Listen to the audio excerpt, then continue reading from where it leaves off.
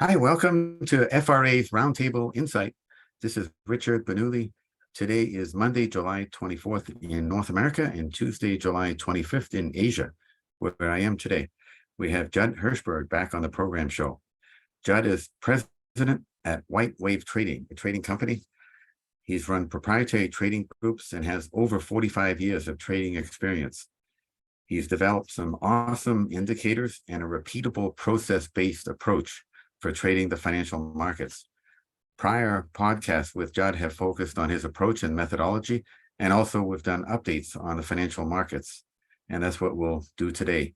We'll like to understand what Judd is currently seeing in the financial markets across asset classes and jurisdictions. Welcome, Judd. Thank you, Richard. It's always a pleasure. So Cool. we've had a great Yeah. podcast. It's just been fabulous. Yeah. And timely. Yeah, thanks. And so maybe we can begin today with a view on like the interest rates, bonds, as a key driver, right, of the other asset classes. If you wanted to go over some of the charts that you've put together. Okay. So let's just kind of reflect back here. This is a chart. When we first put this up, we had a podcast in September 22. This is the half of the life of 30-year bond futures. And at the same time, it matched the 618 of the Plaza Accord, all-time low where I got out of my short pounds at 103.65 in the 80s, early 80s, half of the life of yen futures. You had alignments in the interest rates. That matched 3,500 in the S&Ps, and you had a 5-decade alignment in the currencies and the interest rates. Mm-hmm. It's something you rarely see. And what happens when you get an alignment like that is what a market tries to do. This is the first time in, it's well over a 90% probability that the market rejects here and tries to come all the way back. And that's exactly what it did. Now we're kind of going sideways in here. So I look at that, and then I want to get confirmation in the 30-year yield. Now, this channel line was basically a Plaza Accord channel line from 1985. So it just gives you a rough idea of, it's not a perfect channel, but it gives you a rough idea what yields have been doing and how they've been ranging. And now yields have broken back out and they're going higher. But that blue line, that's a 25-year average in interest rates. Yeah, that's big. So in my world, my argument's been for the last several months, while everybody is major league bared up, is that you have to honor the technicals. And now the S&Ps are starting to accept normal rates. So I don't think it's the end of the bull market. Yeah. The 210 curve, this came down to a huge level. This is life of the 210 curve. So when this just tells you it was way oversold down here and had a rebound.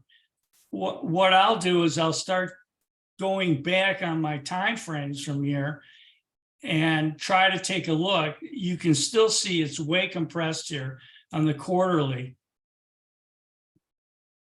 It went from, it had a pretty good rally up here and then just stopped again at these multi-decade Fibonacci retracements. And until we start closing, under this area, I think this is going to be more of a range trade.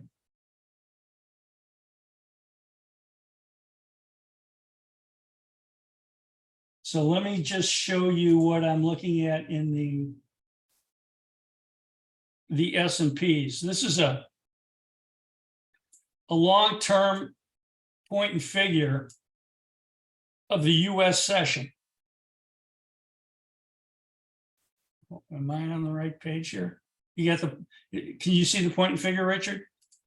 Yes. Okay. This is, Sometimes my screen doesn't light up and tell me where. yeah, where I'm at. active continuation. Yeah, S&P. Okay. Yeah. So you can see that where it wants to go on this point and figure is back up here to 47 and a quarter-ish. Okay. Now let's just look at it on a US session chart.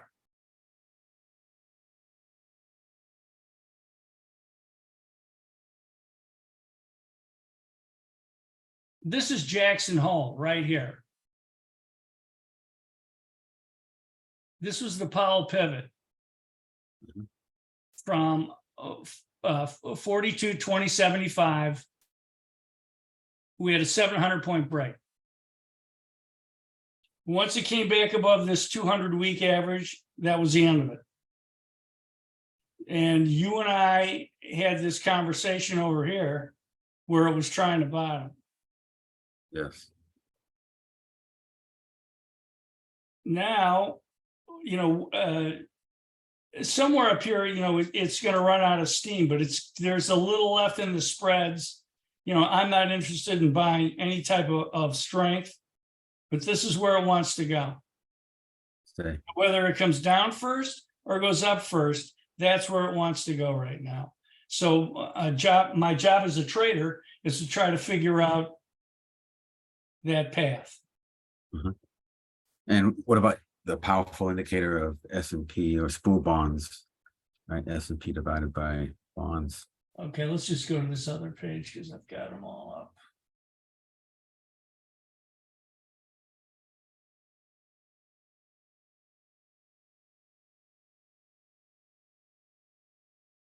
Does that indicator line up as well? Well, here. So if I just pull up NASDAQ bonds, this isn't done. Yeah. It can go another 2,000 points on the NASDAQ. Okay, yeah. So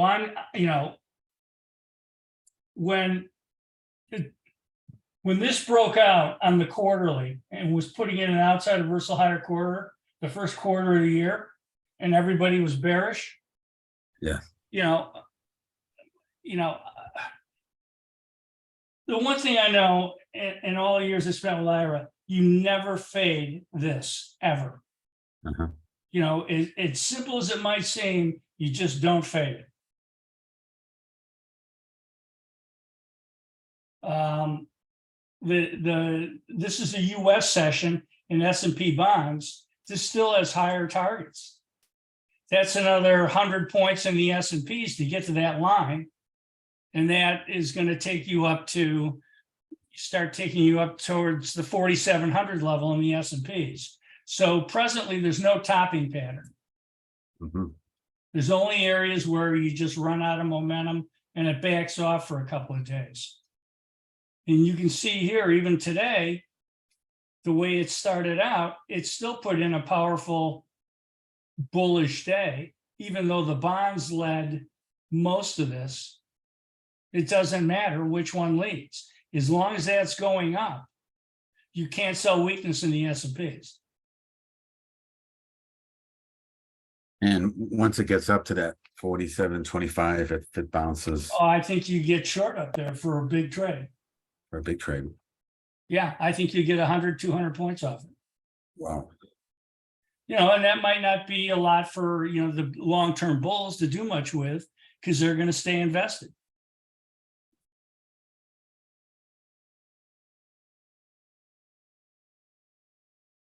And would there necessarily be a dichotomy between US S&P versus like other markets, Mexico or Singapore, Europe? Yeah. Yeah, I always line them up. Always. This is the same thing when when the last conversation I think we had, we were talking about Mexico and Brazil, and I said once they broke out, once the U.S. indices got above the Jackson Hole Powell pivot, everything's going to go. Yeah. And that's what happened. So this is a quarterly in Mexico. I still like it. And it actually trades better. It's a little pricey here, but you can see it's kind of just going sideways and burning off some of its overbought condition. But if you go to a daily, it's just going sideways, preparing for another move. So you just have to be patient and try to buy breaks. And what everybody loses sight of is that everything's trading off NVIDIA and has been for weeks. Here, where is that? Where's that Wednesday? Yeah, right there, earnings. There's another one at 190. This earnings right there on a Wednesday in February. We discussed in the room that we wanted to buy it in the 190s, and it just took off and just kept going. And then there's another Wednesday low, and boom. Yeah. What it's trying to do right now is that it was way overdone up here, and everything is following NVIDIA. So when you're looking at the NASDAQ and how the S&P's traded, all trades off of this. The first time we didn't come down and clean up the chart and a rally. Today we came down and missed trading that by $1, and NVIDIA bounced $10 and rinsed all the shorts in the indices again. I think that we're going to trade that at some point this week. And if NVIDIA starts getting below 435 and can close below there, then you can have a good break. But until then, it's not something I want to be short. Yeah. So a more definitive move down, would that align with the S&P 500 at 47.25 or so? No, if this goes down, hold on a second. Let me give you a little bit better look on this. What I'd like to do, you see this 100 by 3-point figure right here in the S&Ps? Yes. If you can get a break in NVIDIA, then you can get a 45.25 print in the S&Ps, which will relieve this direction, and then it can set up for another move. Okay. You see, you've already got it on the shorter time frame, but it hasn't done it on the longer time frame. And the one that has done it is the NASDAQ. And the whole room caught this last Wednesday, Thursday. And Friday again, it went back up to the magic number and broke. Mm-hmm. And that was another 250-point day trade. So this, I use these to confirm the longer term bar charts. Yeah. And then, go ahead. Sorry. Go ahead. No, go ahead. Yeah. No, I was gonna move into the currencies, but if you wanted to. No, go ahead. No, we can do that. Yeah. Yeah. Just in the currencies, how are they aligning up with all this view? I think you mentioned earlier before we started the euro, yuan, cross exchange rate, euro, Mexican peso. Well, this is, So these are the ones that are starting to get interesting to me.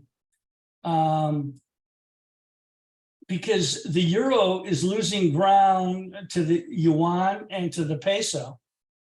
And, the narrative on Wall Street is that the dollar's going to zero. I don't know where these guys come up with their analysis, but it's, as soon as they said that, the dollar reversed and went bid. Yep. So, right.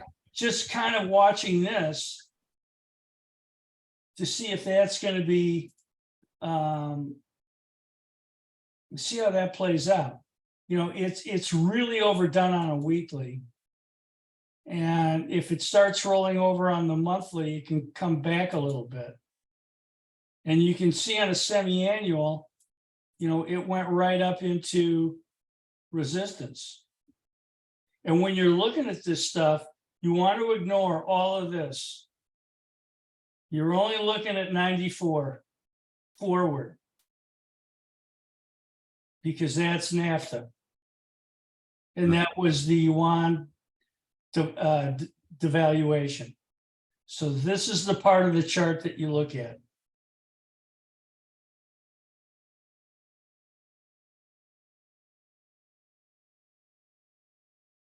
Euromex, you know, the EWW and the Mexican peso, when the peso's up, you know, our stock market is generally a risk on indicator. So those are the little things that I kind of look at. And right now, this line on a daily is momentum. And if it starts back up, then the peso will weaken a little bit. The stocks will correct a little bit. We'll see what happens with the euro. Yeah.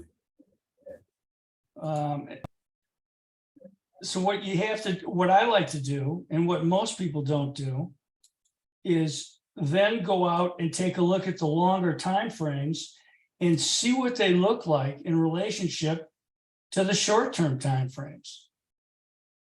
And here you can see that the peso bottomed in you know, 3 years ago against the euro. And now we're at, you know, a big inflection point again on the annual. So either it comes down to here, which is a pretty big move, or it stalls and excuse me, and we come. What I presume is that the indices probably sell off a little bit, and this will correct. That's it. But Does the Brazilian real currency also show similar patterns as the Mexican peso? yeah, so let's see. So here's this, since you're in Singapore, there's the Singapore yuan, long Sing, and you can see where this topped out last week. And I put that chart out, and then you got another negative pattern yesterday, but now it's coming down into all its short-term averages. And, you know, if there's room for this to correct, I mean, look at it on the monthly, it's been straight up. The quarterly's overbought. And here too, you're measuring things from 94 in the yuan.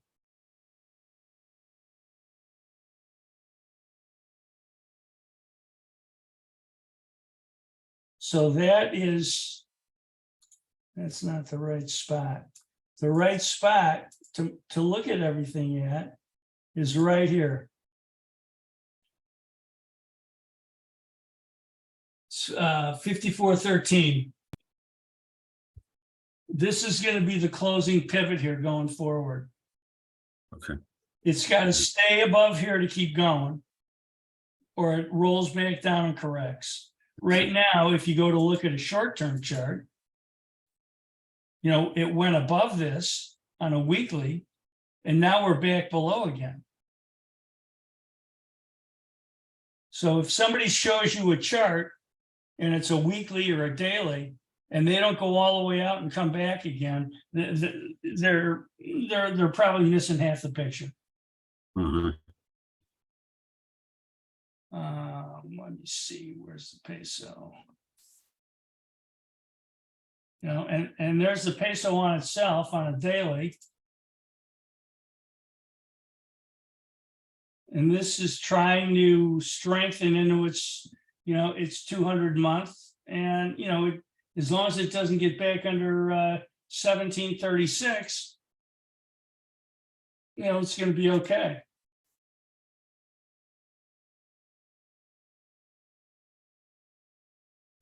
Well, how about I click on the right button? You know, and you look at a semi-annual, it's still in a, you know, it still looks in a strengthening phase. You go to an annual, it's in a decision zone.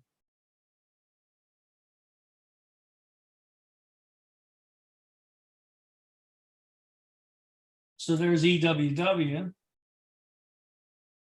The target, you know, wanted to come back up. It wants to come back up in here again. You know, almost another 10%.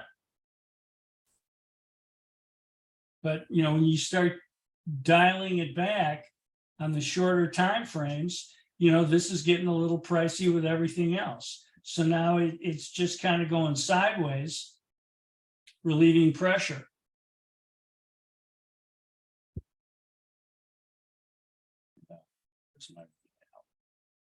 And any new trends that you see in the last couple trading days, you know, especially given the announcement of the canal, the new canal in China. I think there was a geopolitical event in the Crimea, right, on wheat. If we can look at commodities, Well, like copper, maybe there's cross rates, copper, gold, sure, copper, we can look at all you that. want. Yeah.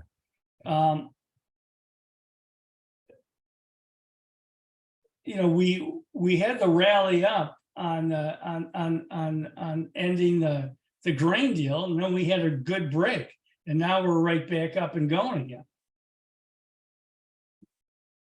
So hold on, I got one active. All right. So that's a 2-year average in the week. Mhm. And you know, it's starting to go again. And this is the Kansas City wheat, which is a similar to the Ukrainian The wheat. Ukraine. Yeah. And there's, you know, all it has to do is really start up and it'll go again. I mean, here, take a look at the Board of Trade wheat actually stopped at a perfect spot here. It just came all the way down and, you know, hit this monthly cloud support and big moving averages. And now it's going the other way. This is that's a 400 week moving average. You know, here we're just, you know, it looks, well, you got to be really patient for the breaks. If it broke 40 cents, you know, it's worth a shot at buying it. And Yeah. I don't like chasing stuff. That doesn't mean it can't go to, you know, $8 here in a hurry, and that's not that far away.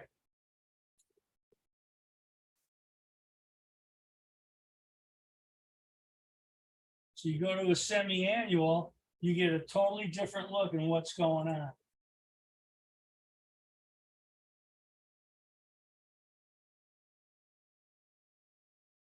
You know, what's that?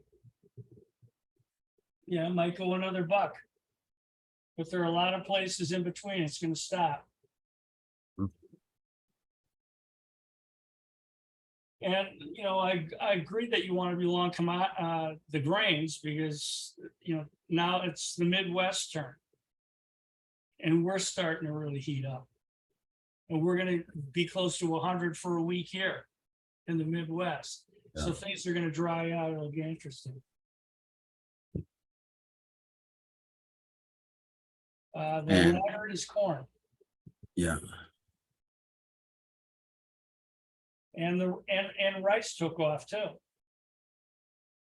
This is a great low in corn, you know, a couple of weeks ago.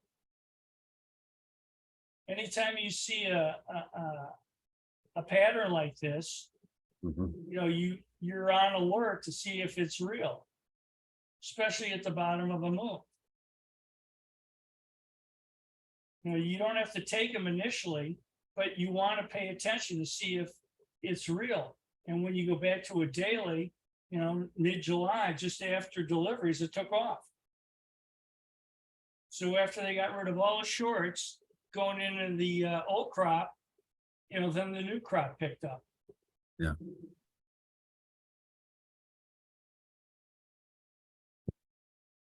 And rice being driven a lot by the fundamentals, right? With India banning exports of rice, I think they just Yeah, announced. and this is a big. This is Rough rice, yeah. yeah, see, the June, this was the June deliveries in rice. And this is a September contract. Yeah. So it can come all the way back up. Yeah. I'm not going to tell you the exact path, but eventually it should resolve itself to the upside.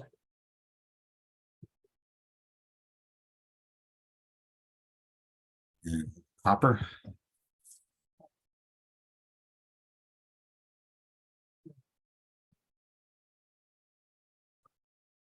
Copper itself isn't that interesting, but it's gold against copper. So the gold failed against copper on today. Okay.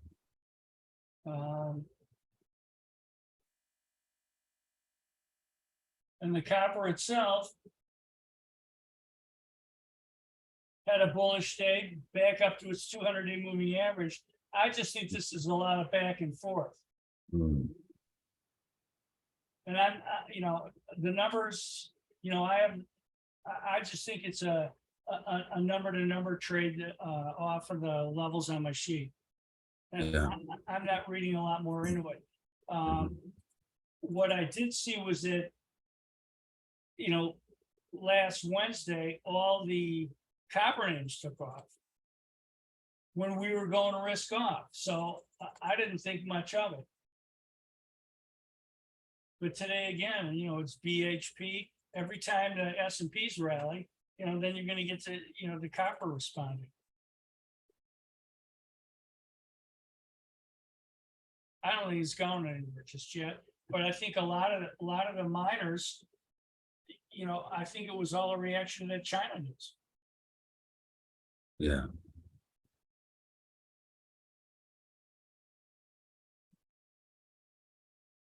And the let's see, any other like oil, nat gas? Do you have charts on? Yeah, the oil, energy? I think, Yeah.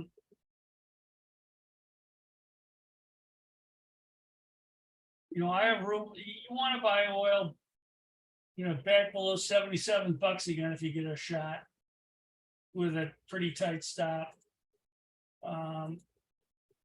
When you look at it, you're looking at it wants to go to 80.50 and then higher. So I just think this is a big range trade. In this particular chart, for people that do Fibonacci work, they should make sure they're doing the correct Fibonacci work. If I put up an active monthly, $6, it shows a $6.50 low, which is, that's the low deliverable rate, okay? But if I go to an active, a daily continuation, and look at it, you see the negative oil print. When we went negative $40, that's a real, that's a real chart. So you have to figure out which one you want to follow. This one tells me I'm not looking for, you're up close to momentum on a monthly, and you don't really want to chase it here. You go to a quarterly, or a semi-annual, maybe it comes up a little bit again. But you definitely don't want to buy strength in this. And if you go to an active continuation, you're going to get a different look. And you're going to come to a different conclusion. So you have to know which path you want to follow, Richard. And did you want to look at some individual names? Sure. Again, no recommendation here, just doing informational research. Sure. I think I just lost a bunch of those charts, but let me have them here. Let me look at them. The one I really like was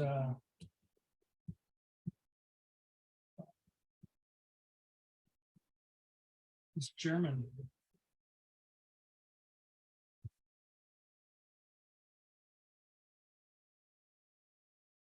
Sorry, which one? Um, Siemens or no, uh, this Giordano. oh, Gerdau. Yeah, Gerdau. Yeah, Yeah, however you Yeah. say it. yeah. What I found interesting about this was that when I looked at a quarterly chart, Yeah. this is just starting to come off the bottom. Okay. Yeah. That's what I like. Yeah. You know, you have no risk here where you're risking, you know, we have to risk through the low, but you're you know where you're wrong. Yeah. So then you have to get into a shorter time frame, see if it can go. And it looks like it wants to go back to about $7.50 for a start.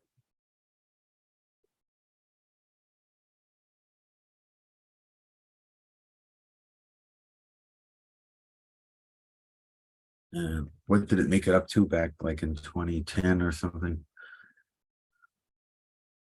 30? Yeah, that high was 17.13. So, you know, there are, Okay. I mean, you can I said, do yeah. the life of Yeah. you know, this swing from the 08 crash. And if this thing's really good, it goes back to, you know, $10.50. Yeah.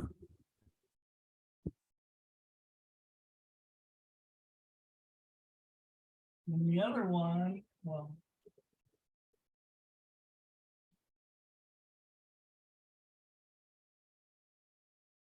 it would help if I use the right keyboard, right? There. Yeah, we're looking at YPF, yeah, from Yeah. Oh boy. Argentina. I Yeah. mean, we should have been watching this thing because this has not been on my radar. I put in my stock screeners. You know, you Okay. see it when it bottomed in 2012. Yeah. Monster rally off that. Okay. This one's even better because it didn't even. This one came back and retested for 2 quarters going into 2013 before it took off. Here in you know, this is a year ago, it just bottomed and it's been going up ever since.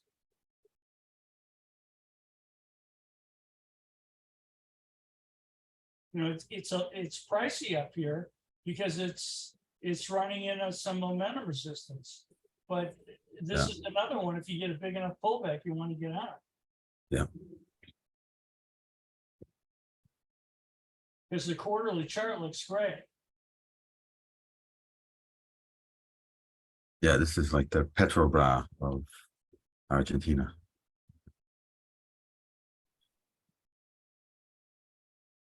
And, you know, this has finally gotten off its rear. Yeah, Petrobras. You know, here's a couple of bottoming patterns in May. There's another one in June, beginning of June with everything else. Okay. You know, and again, you got to buy these when they get hammered. This opened up on its low on I think on a Monday. It's going again. Let me see the longer term chart.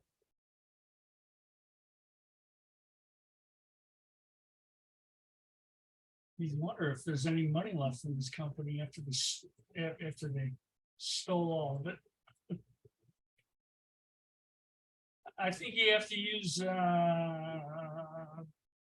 you know, basically a $13 alert on it if you want to be long it.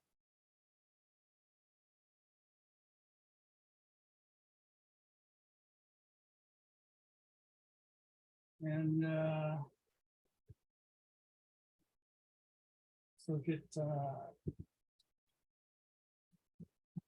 Maybe others, yeah, Schlumberger or Nutrien. okay, I'll put those up. I just threw up these Japanese banks that you guys have been looking Oh, at. yeah, Japanese banks, yeah. Sumitomo. You know, it's hard to do anything when it's poked out this high. Mm. So you gotta wait for another break. To where I'm not sure, but I don't think, you know, if you get a 50-cent break in this, right? Yeah. You know, probably down in the air. I say. Yeah.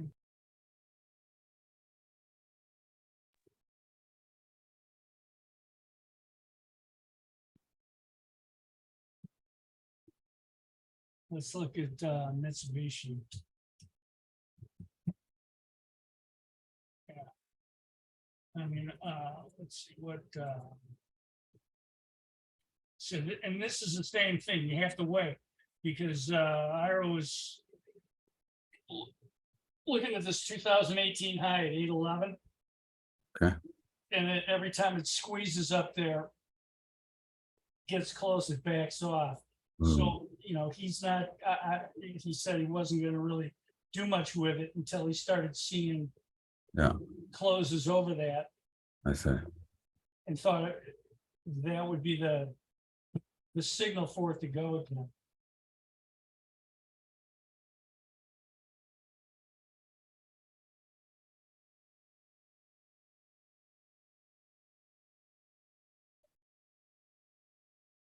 What else would you like to look at?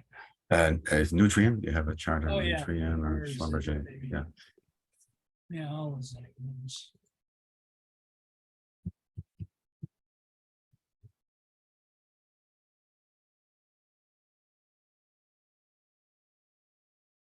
You know, it looks. See, this put in an interim bottoming pattern beginning of July with everything else. It held mid-July when on the grain rollovers. So this is basically the same pattern as the grains. You know, they all bottomed at the same time and they all went the same way. The chart I found interesting today was deer.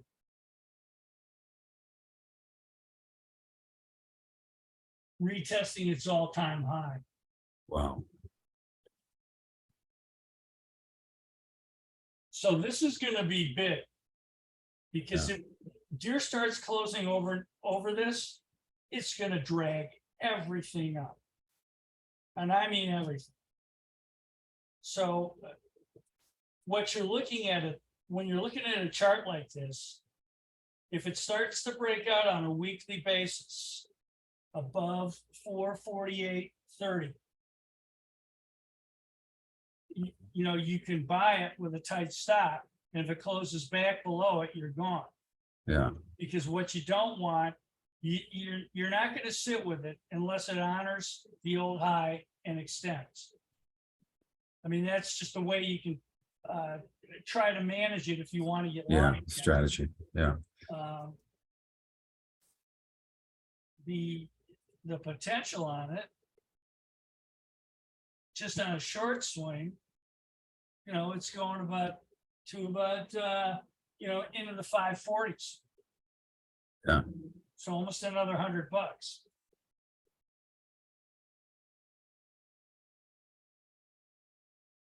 So that, you know, that's just one of those names that you just want to keep an eye on and see if it goes. The industrials have already taken off as a group. Yeah. And it has much higher targets. Uh-huh.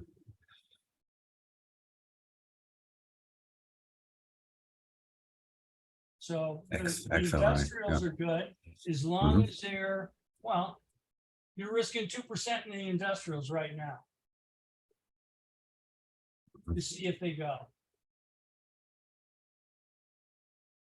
They close back below 107.80, then something else is going on with the board.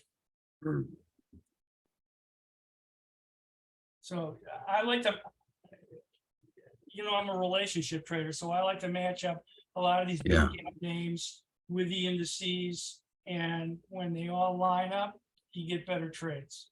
Yes. Right now, we're in this grinding phase in a lot of markets, and you put a lot of people to sleep. we could be like this until September. Well, I think the Right. end of the week is going to be busy because you have all the central banks meeting. And then after that, it could get quiet again.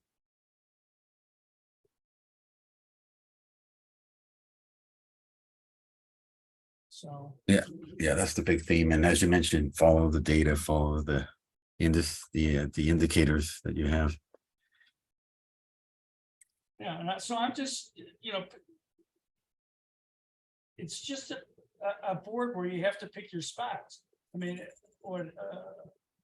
this is one of my favorite charts right here, this pound yen. And as pound yen went up, we were totally risk on. And it got up to this semi-annual and quarterly cloud resistance. And since then, you've had a 3-cent break on the pounds, and you've had, a decent rally in the yen.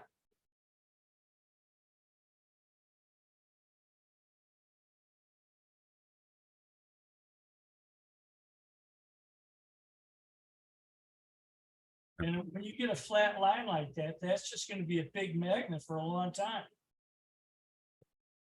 And you can see the RSI, it was way overbought up here at the top of this on a long-term chart. So, you can get away with picking out which side you want to trade.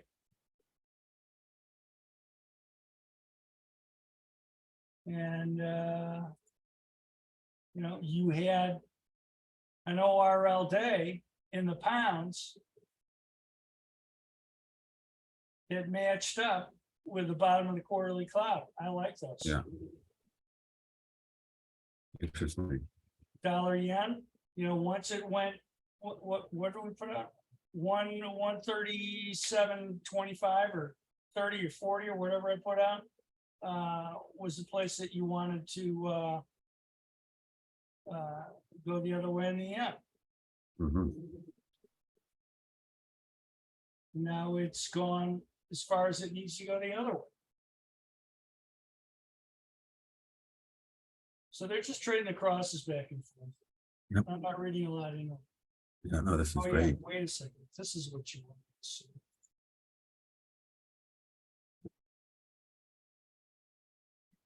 So in the yen yuan,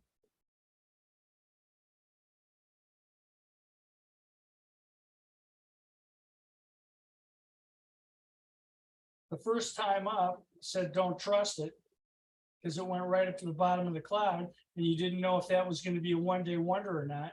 Came all the way back and retested, and then last Thursday it took off. Yeah. So that was yen strength.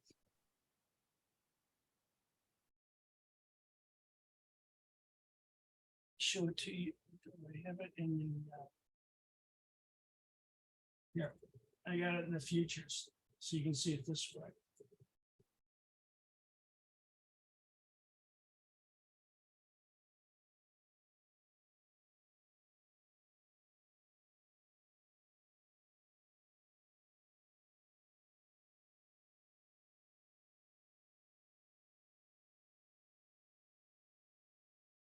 That's all. So we try to confirm a lot of this stuff.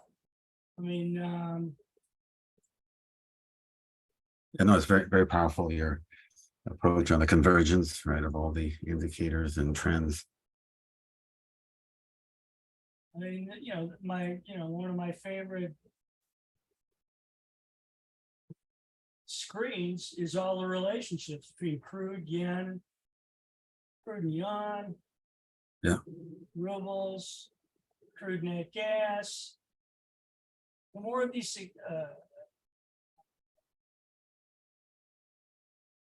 long copper, short to 30-year, the more of these things that line up. Yeah. More confirming. The European debt. Here's soybeans in denominated in yuan, corn denominated in yuan. We're looking for demand. Wheat in yuan still looks, that just looks good. It's just overbought. Mhm. Beans in real, it's a resistance. So you have to see where we're looking to see what the market driver is and where the demand's coming out. Yeah. Oh, this has been fantastic. Yeah, great insight and charts. And if you could bring up back that first slide you have with the contact information, how our listeners and viewers can learn more about your work, Judd. You can go to whitewavetradingstrategies.com, and there's you can fill in a form. All you have to do is put your name and email, and you get a month free. You can come into my room. You can listen to the conversation when there is one. Some of the conversations, a lot of people aren't even around, because we might start talking late on a Friday and talk about some pretty amazing things. Yeah, exactly. Yeah, both technical and fundamental, very in-depth discussions. The traders have different perspectives and different approaches. Yeah, everybody's got a different style in the room. And when the fundamental guys start talking and they're looking for something, I'll try to match it up with a technical setup. And if we don't see it, then, you have to wait for them. You just don't do it. So, Richard, all the podcasts that you and I have been doing, they've just been fabulous. Thank you. Yeah, thank you very much. We try to get different perspectives from a wide variety of economists and fund managers around the world. That gives us, food for thought. A lot of great ideas. Every time we have a conversation with these people, I just go in and just start going through all my relationship profiles and see if I can see what they're seeing from a technical standpoint. Yes, exactly. Yeah. Well, great. Awesome. Thank you so much, Judd, for this discussion, this quarterly update. Appreciate very much. All right, I'm jealous. We're gonna go eat again. Yeah, in Singapore. Yeah. Okay. Okay. Yeah. All right. Thanks again. Yeah. Thank you.